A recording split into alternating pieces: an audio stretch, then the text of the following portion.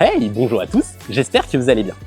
À partir de ce budget, normalement, toutes les motos sont bonnes. Ce qui va faire la différence, ça va être donc des détails techniques. Freinage, suspension ou encore la géométrie. Pour bien choisir, il faut donc remonter votre niveau d'exigence. D'ailleurs, certains équipements doivent même devenir des signaux d'alerte. C'est parti! Damier pour la FB3 de chez Autopuntuno. C'est une moto à la fois homogène et aboutie. Les choix techniques sont ceux qui dominent la tranche. Suspension Maselli avant-arrière, châssis rigide et précis, freinage performant, ligne LM, bref, du vrai matos. Les nombreuses pièces taille et masse sont de qualité et l'assemblage est, lui, tout de suite haut de gamme. On le sent, c'est tout de suite perceptible. Les motos qui sont capables d'offrir ce niveau de prestation se distinguent les unes des autres par des détails.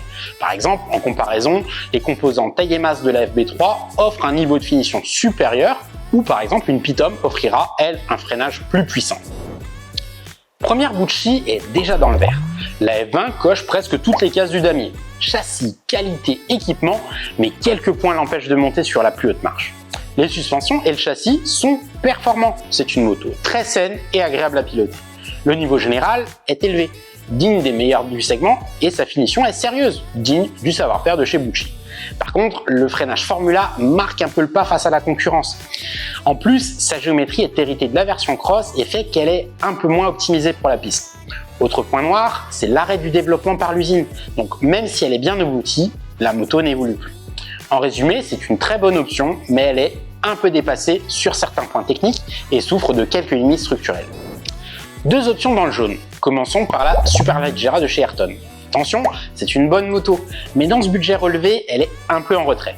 Le freinage Autopuntuno est très performant, c'est même mieux que la F20.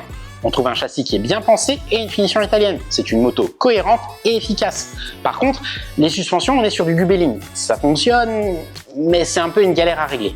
La marque est d'autant plus sans distributeur en France et elle est moins répandue. Du coup, la revente est un petit peu plus difficile. L'alternative, c'est la VMC Maselli 2026. C'est une proposition intéressante avec quelques points de vigilance. Parce que bien qu'elle ait de bonnes suspensions, son freinage est limité et c'est aussi une moto qui est faite en Chine. Elle est donc moins performante que les autres mini GP italiennes. Arrivé à ce niveau de budget, on est sur une moto qu'on doit pouvoir garder plusieurs saisons. Il faut donc bien poser ses critères pour faire son choix. Tout en sachant qu'à partir d'ici, quel que soit le détail sur lequel on accorde de l'importance, elles sont presque toutes performantes. Allez, restez connectés et continuez d'accélérer. À plus.